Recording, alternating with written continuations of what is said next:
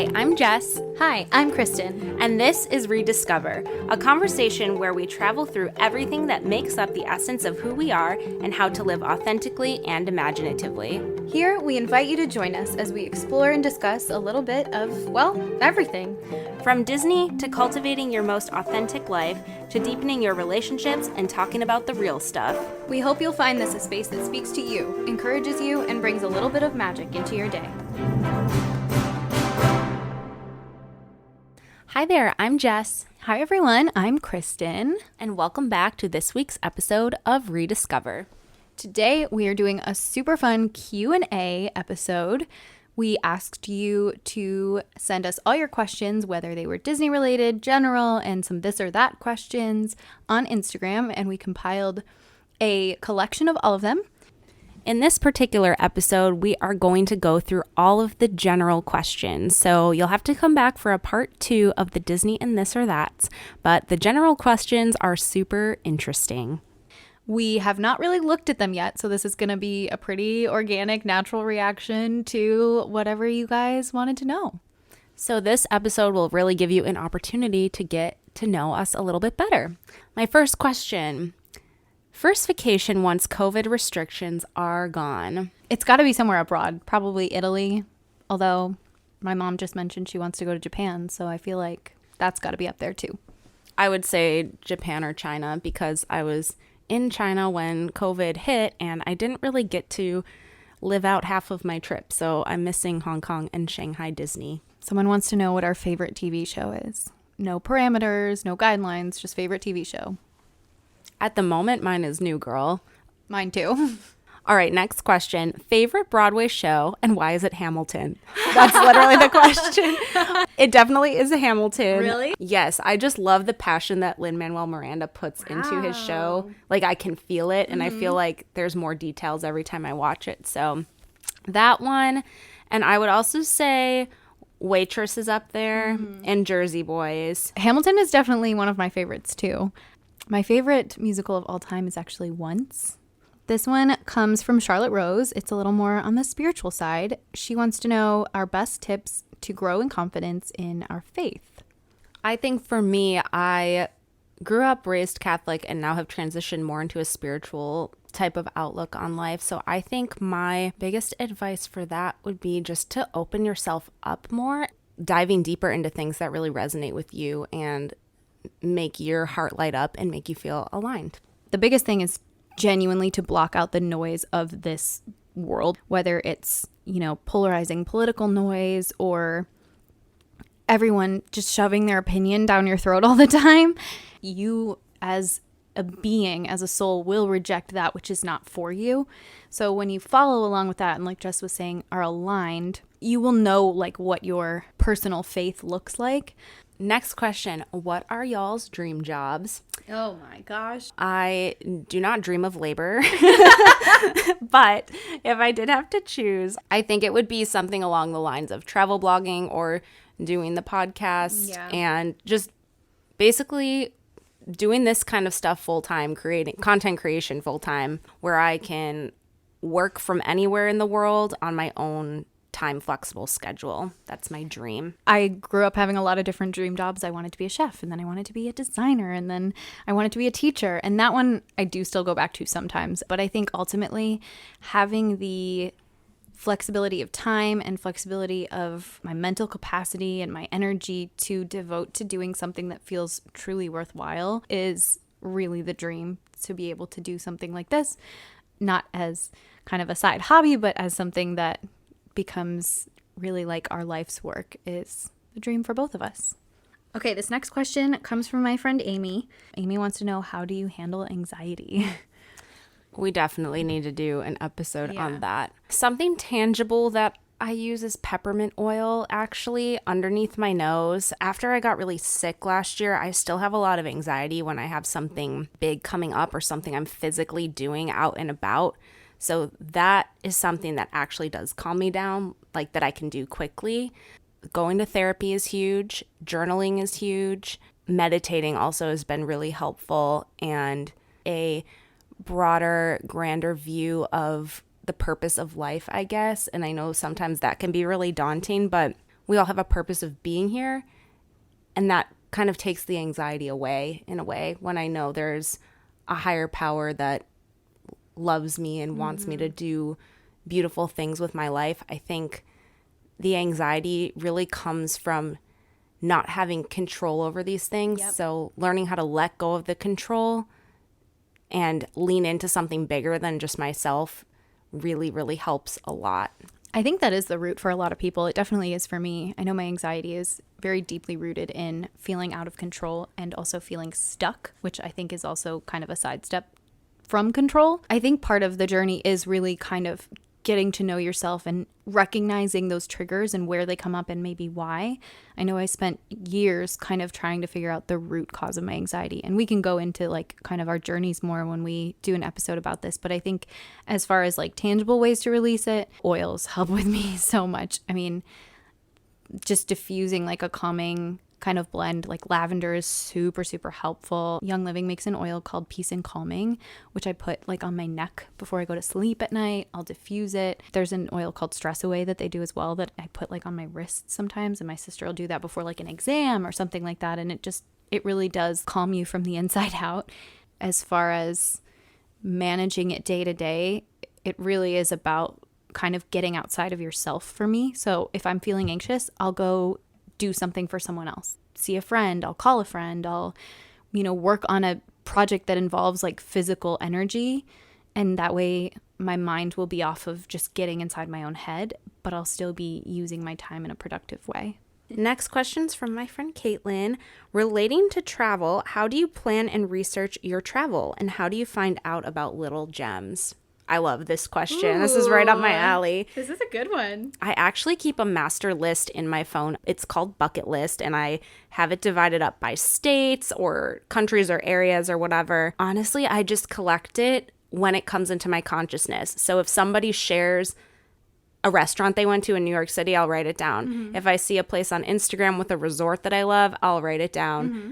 And now I just have this huge list of things in my notes that I can go to at any time. So when I go to plan the trip, I can use that as a reference to kind of guide me.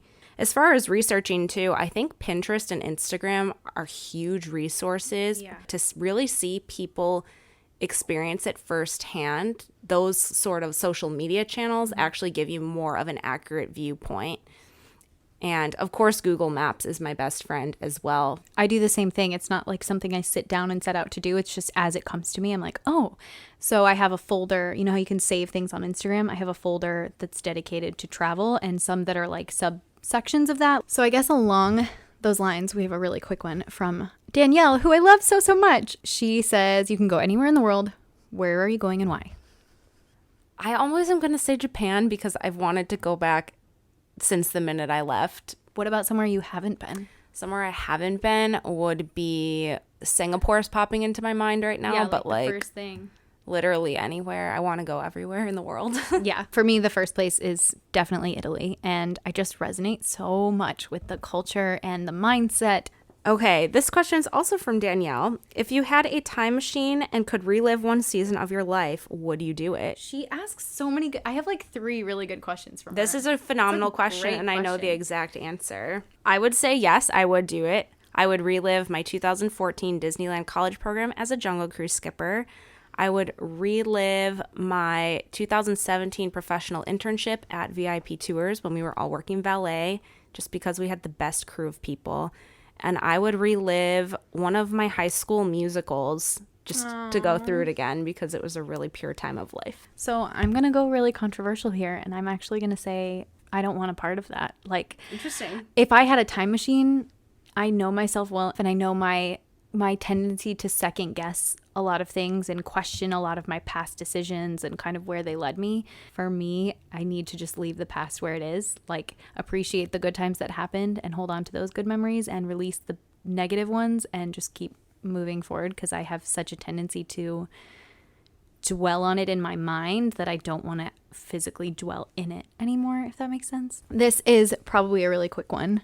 Your go-to movie or movies when you feel sad or you just need to sulk. Perfect question. The Parent Trap 1998 with Lindsay Lohan, The Princess Diaries, Elf, the Lizzie McGuire movie. Wow. And Mamma Mia 2 and Mamma Mia 1. I use movies as a comfort quite often. Thank you for asking. So you want to get out of the sulk mindset and watch something happy. I want super comfort. When we get into our Enneagram episode, you just were such a 7 in that moment because a 7 is like, I don't want to sulk and be sad. When I feel sad, I'm going to reject that and do something happy or watch something happy. Hello, that's me. Yeah. My 2 that immediately came to mind were Mary Poppins. That was just the movie I always watched when I was like sick or something as a child. And so I associate it with like comfort. And Sleepless in Seattle. All right. Great question. Buffalo wings, appetizer or part of the food pyramid? I'm guessing this is from Steven. It's not. What?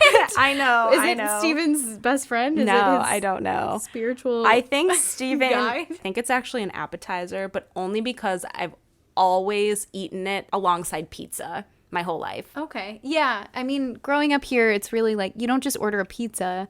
If you're from Buffalo, you order a pizza and wings.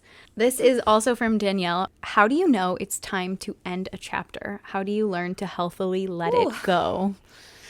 This is a great question. This is like another question that could become an entire episode topic. I know when it's time to move on from a chapter, and I'll fight with myself, but I always inherently know my anxiety will spike up and I will feel misaligned, and I'll keep talking about it over and over and over. I think it's something you feel within yourself, like very, very deeply, whether or not you're ready. And then to learn how to healthily let it go. Number one, therapy again.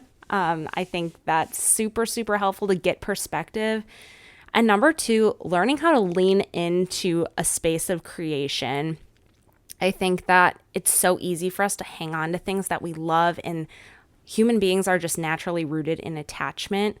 So I think if you can look at life and a new chapter and a blank slate as something exciting where you can create something out of nothing, as daunting as that sounds, that's where I find solace in moving forward. This is probably one of the things I'm worst at, to be honest, because I'm someone who really feels my anxiety spike when I don't have closure. And this is just me being vulnerable and honest. I don't know how to end things a lot of the time. I often will wait until it is like fight or flight moment, whether it's like, okay, everything is awful and I've lost everything and now I have no choice but to close the store. The number one thing that helps me to get to that point of no return is, talking it out with people. Taking the step of quitting my job was like the first real thing that I've been able to say, like, no, I'm done and I'm walking away. But even that took me way longer than it should have to do. Excellent question. We definitely should dive more into that in the future. Yes. Biggest lessons you've learned from dating? Oh, this is another episode. Another episode we need to do. Are you kidding me? Number one is learning that you don't have to sacrifice who you really are to be with someone, because if someone is not going to love you for who you really are and you have to be a smaller version of yourself to just be with them, then they're not worth it. And then I think the thing I've learned most recently from my current relationship is that you can be with someone who 100% shows up for you. That is so real and it's so worth waiting for. I can't even imagine settling for anybody else I was so wrapped up for in the past, knowing that this exists now. This is what you wait for. And if you don't get this, it really is better to be on your own. I have been in some truly toxic relationships and no element of it was worth being degraded or feeling like you had to, like Jess said, sacrifice part of yourself. It's just not worth it. I think the biggest takeaway that I have learned from my own mistakes in my past is do not lose yourself for the sake of somebody else. No one is worth losing yourself, and someone who truly loves you and is meant for you will do the exact opposite of that. They will celebrate who you are. They will call out parts of you that you didn't even know were there, and they will propel you into your own self-actualization and your success, and they will cheer you on every step of the way. And other than that, learning to be an individual person in a relationship. Your relationship is not, I am with this person, so now they are my other half. They complete me. If one more person says you complete me, I'm gonna flip a table. You are already whole and complete as you are. And when you meet another whole and complete individual who also has their own personality traits and quirks and flaws and dreams and aspirations, then you just literally get to do life together. And they can do their thing and you can do your thing, and they can be different things.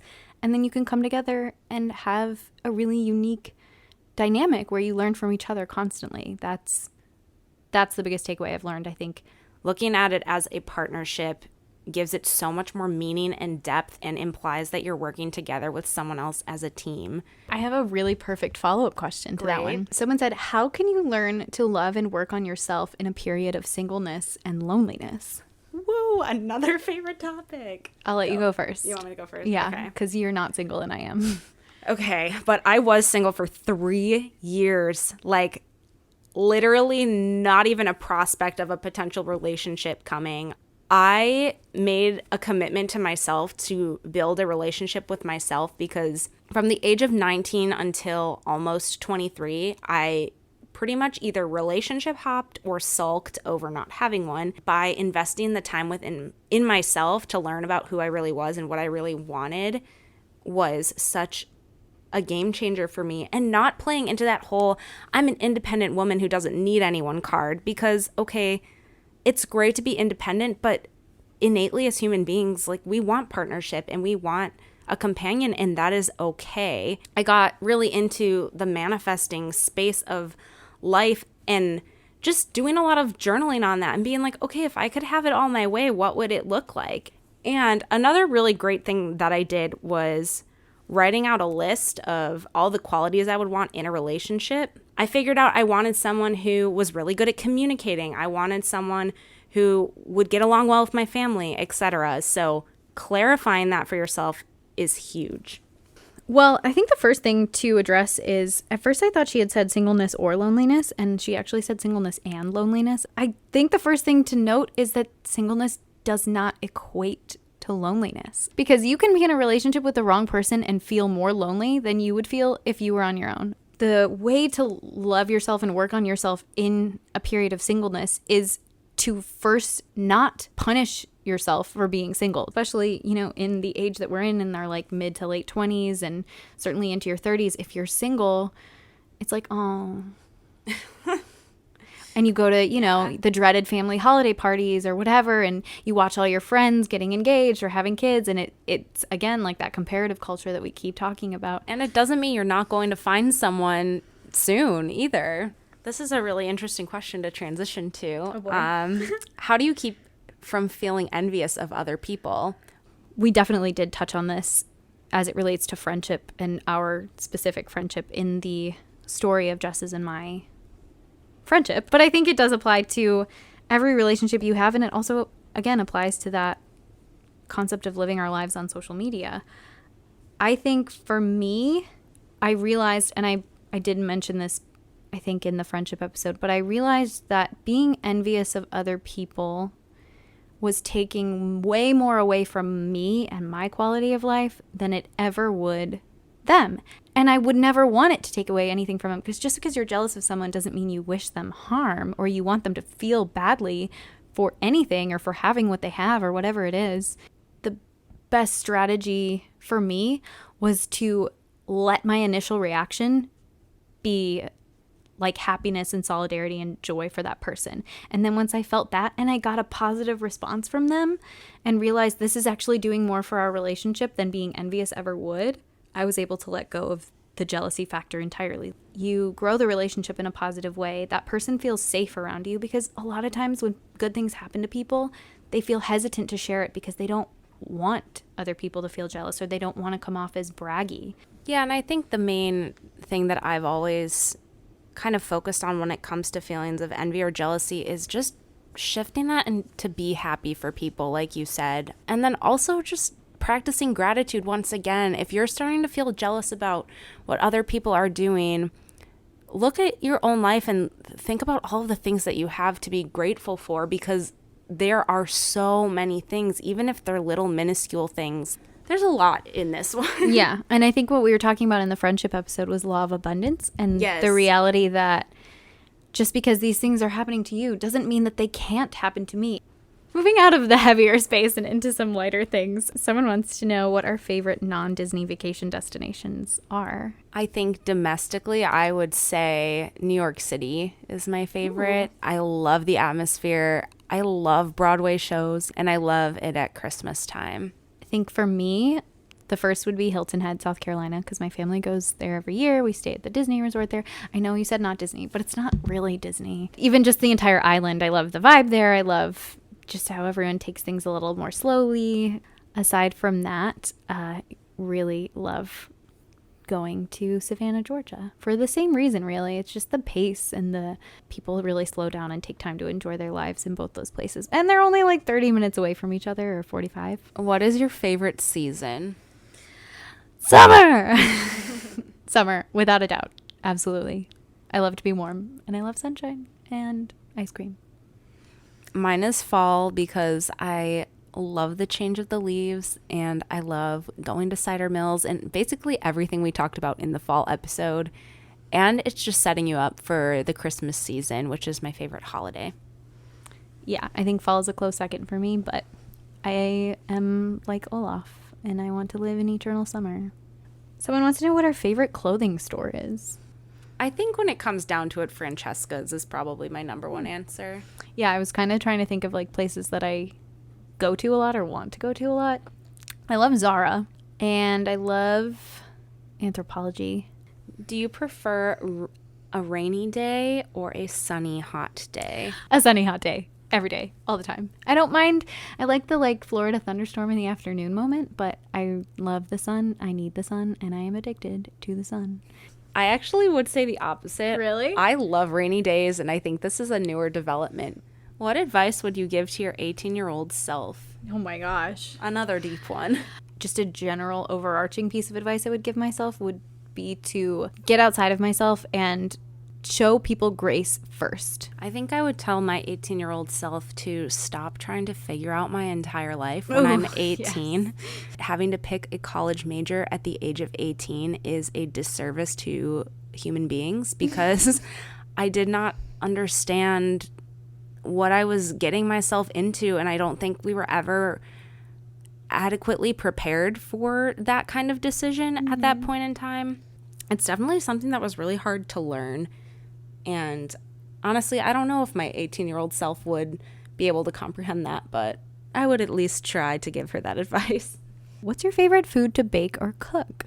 I love this question. Anything like cookies or brownies. So you like to bake? Yeah, I like to bake. Yeah, because like when you bake something, it's a whole occasion for that night. Like if you bake something and watch a movie, that is ultimate comfort for me. Yeah, I think I would agree. Also, when you bake something, it tends to last like a day or two, whereas if you just make dinner, it's like, okay, it's gone in 20 minutes and we have a lot of dishes to do. And it makes people happy. My favorite thing though is to make handmade pasta because it's so cathartic and therapeutic, and there's like a million different pasta shapes. All right, my mom asked a question. She would like to know what would be your ideal day? Like any day? Yeah, just like if you could choose like the perfect day, what would it be? This is so hard. I think I would wake up in a hotel somewhere. Like I would be traveling for sure. And I would be able to go to a lovely brunch along the water.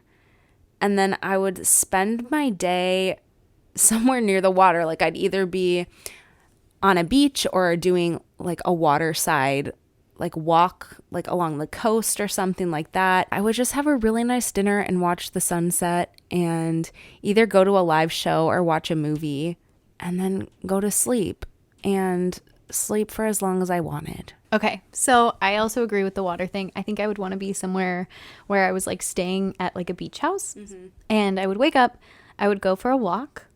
I would ideally walk to like a local mom and pop type of coffee shop and get myself some coffee to have on my walk back. Then I would probably change and go down to the beach for several hours with a really good book. And then I would probably come in and shower and get like all dressed up, because I love to dress up, and go somewhere either on a date or with friends or whatever to like a really nice dinner. And then I would want to go somewhere where there was live music and dancing. Not like trashy club dancing, but like live music, and like if there was like a jazz band or a swing band or something like that. And then I could go dancing with friends or my significant other. And then maybe come back and have like, if I have like a fireplace, like a fire, and just like have a glass of wine or some hot chocolate and just like wind down with people that I care about. That's a good question. That's a great question. I love this question too, especially because I have so many, but someone wants to know what other podcasts we love besides our own. One of them I talked about in our episode where we talked about social media accounts we follow, and it is the podcast that Liz Moody hosts called Healthier Together. I just find that to be a wealth of information, and she asks really pointed, thought-provoking questions to her guests, and she has everyone from entrepreneurs to, you know, authors to doctors, like all sorts of people that are absolutely killing it in their field and are very evolved thinkers. And then one more that has only existed during quarantine that I actually like love. It's called Home Cooking, and it's hosted by Samin Nosrat. If any of you are familiar with the book and then the Netflix series Salt, Fat, Acid, Heat, she is a New York Times contributor, writer, author, chef. She has traveled the world. She lived in Italy for a number of years. She is just like human being goals to me. And when quarantine started, they made this podcast to, again, help people like learn how to adjust to having to make every meal at home. I just find her to be so down to earth. Her voice is so fun to listen to. She has so many interesting stories, and her knowledge, if you are like a food person who not only loves to cook but just loves to learn about like food science and things like that, I'm kind of a nerd in that way. She is a wealth of information about so many different cultures, and she herself is from Iran, I believe, originally, which is really cool. And then her co-host is Rishikesh Hirway, which if you've ever heard of the show on Netflix, that is also a podcast called Song Exploder.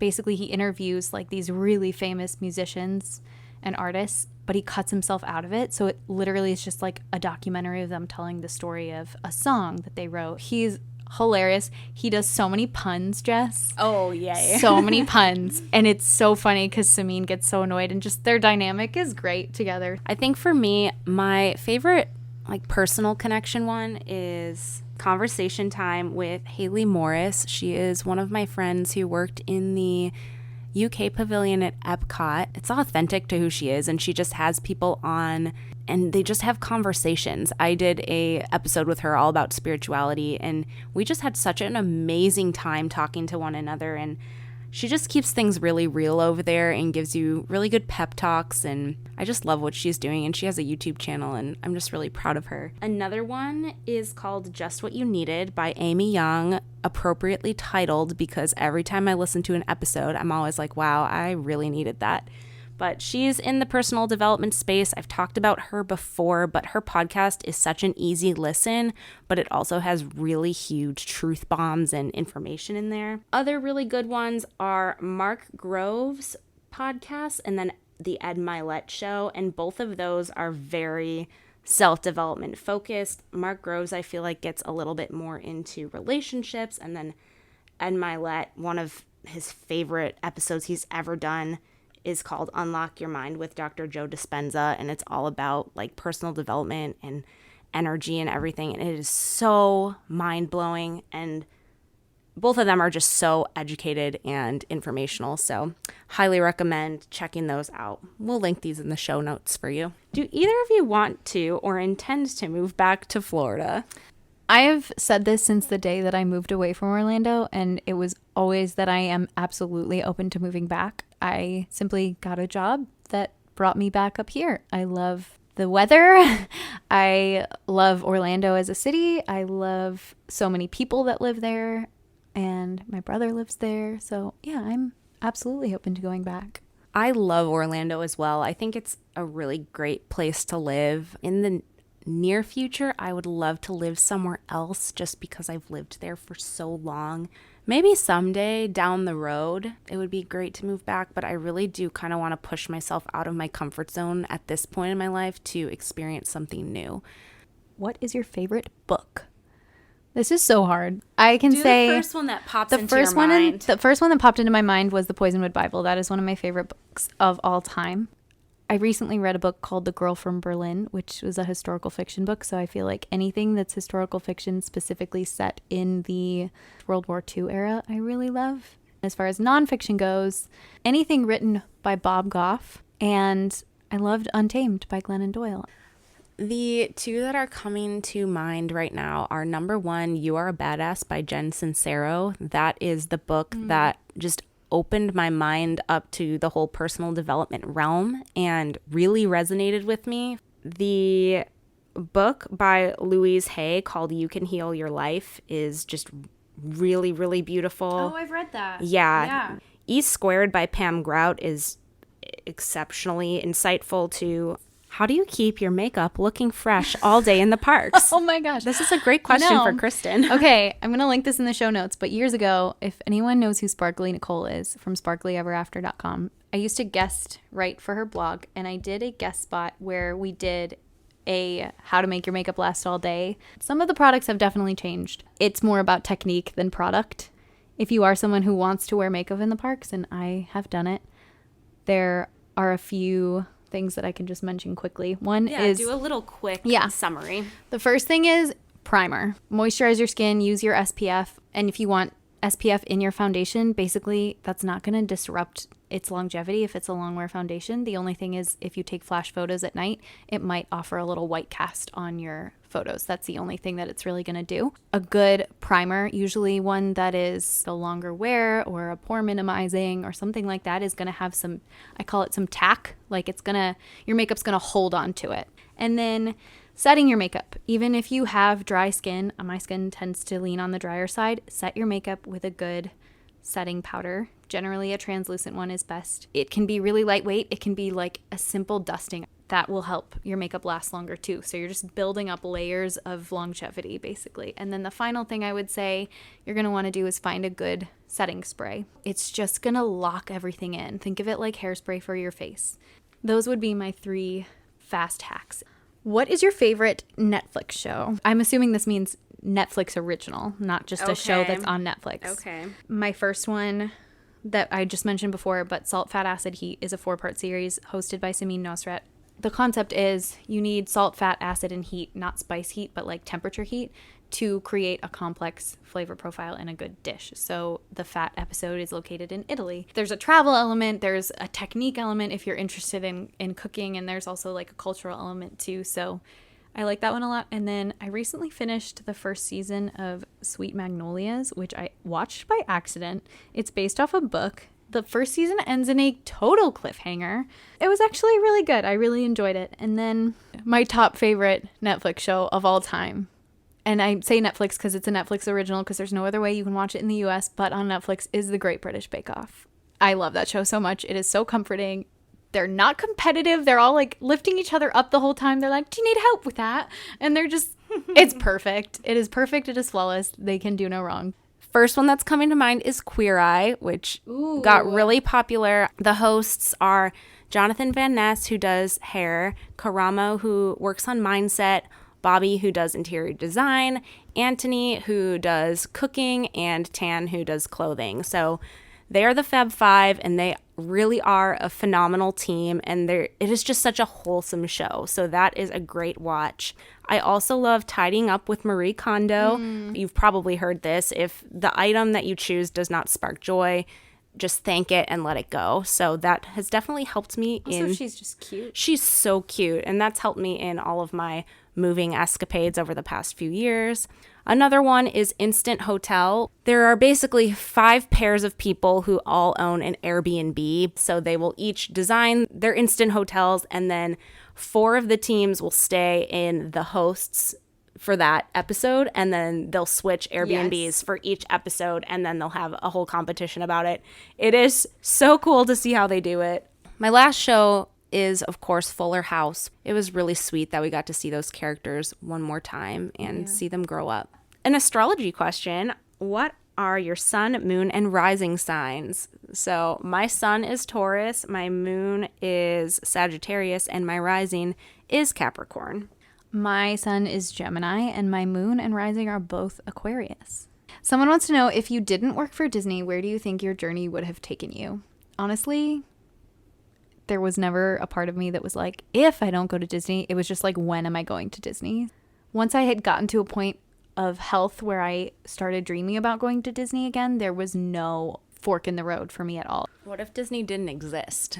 I wouldn't be me. That's true. I wouldn't be. I mean, I don't know. I feel like if Disney didn't exist, I would have ended up going to school for education and I would be a teacher now. Yeah. I was going to say that too. I'd probably be a teacher, or I really wanted to do graphic design my freshman year of college. I can't imagine not going to Disney either. That was just always part of the plan. Tips or discussion around finding yourself and avoiding societal pressures and timelines. Basically, just detaching from judgment and point of views of society and trusting in yourself that you know you are doing what's best for you. And that's like honestly what it all comes down to. The number one thing for me is block out the noise. And it's a process, but learning to tune that out. To a point, all of us care what other people think in one way or another, whether we have insecurity surrounding the way we look. So we care about receiving, physical compliments, whatever it is. We all have ways that are very human and natural for compensating for our insecurities.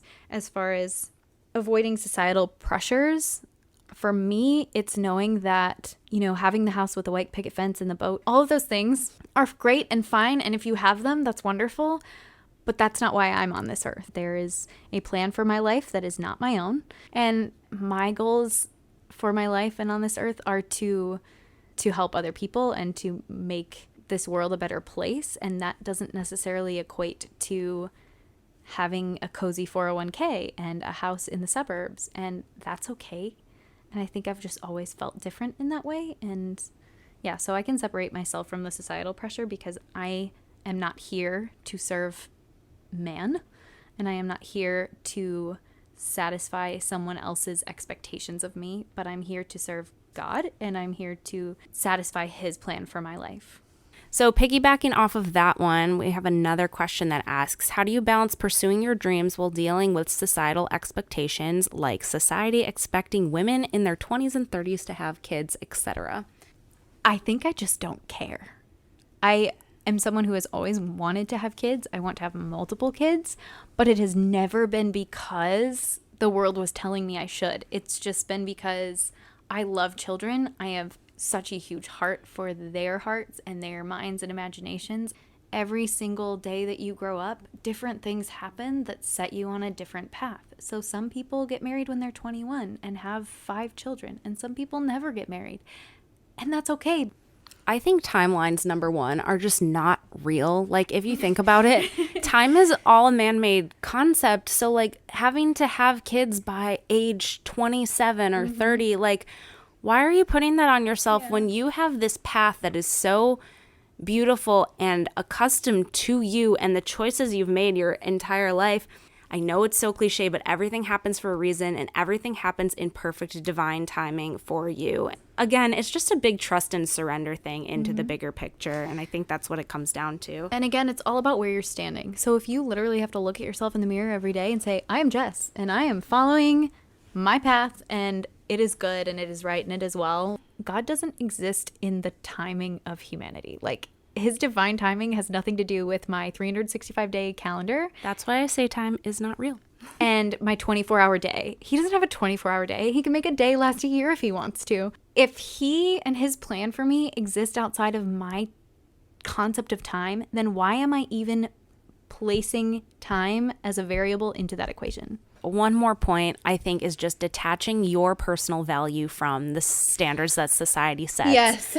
Because if you're only going to find your worthiness in your ability to check the boxes, you won't feel fulfilled at the end of the day. Finding your worthiness within yourself and knowing that everything comes from within you is the best way to proceed forward. Okay, a couple people want to know what are our favorite makeup products. I think my number one top eyeshadow palettes are always Anastasia, Modern Renaissance, and Soft Glow. They're just the best quality eyeshadow that I can find. I love the Fenty products. I use their foundation, and I also combine that with the It Cosmetics CC cream. I use a combo of that and Fenty foundation. For brushes, I love Morphe brushes. Liquid eyeliner, again, is Fenty. A smaller brand that I found sort of recently that I love is Alamar Cosmetics. Phenomenal eyeshadows. Her brushes are really good too. I also agree with Jess that the Anastasia quality is great eyeshadow wise. The Modern Renaissance palette is probably one of my favorites of all time. I also love the Too Faced, the Just Peachy Mattes palette. I just love those tones for the summertime. I think they complement my skin tone really well. As far as lipsticks go, the Kat Von D liquid lipsticks are, I think, an incredible formula, and also the Sephora liquid lipsticks, just the Sephora collection brand. Their liquid lipsticks are really phenomenal. Laura Mercier translucent powder is a big one for me. People ask me this a lot, and I've told a lot of people over the years at Disney and whatnot. Tell the secret. My favorite mascara of all time is $5. It is the Essence brand Lash Princess mascara. It is so good. It is not waterproof, so if you have really watery eyes, or if you have really like hooded eyes, or cry a lot, or you have to wear contacts, I wouldn't recommend it because it is not waterproof. If I'm going to give you a holy grail, it's that one for sure. All right. Okay. So that was a lot of questions. If you guys stuck through it, thank you so much for listening. This is part 1 of 2 of this Q&A, and we will link podcast episodes and other things that we mentioned in the show notes for you. And stay tuned for part 2, where we're going to answer all your Disney questions and some fun this or that's as well. Thank you so much for listening. And part 2 will actually come out on Thursday of this week. So you guys are getting a bonus episode, first time ever, since that's what you guys responded with on my Instagram poll. So thank you for anyone who gave some input, and we will talk to you in just 2 short days. Bye! We hope you've enjoyed this episode of ReDIScover. Please subscribe and leave us a review wherever you're listening. Your reviews are what keep us going, and we'd love to hear from you. Join us every Tuesday for a new conversation, and let us know what you think we should talk about next. Follow us on Instagram at positively.kristen and at jessicafay508. And check out Jess's blog at theroadjesstraveled with 1l.com. Until next time, stay frumpy!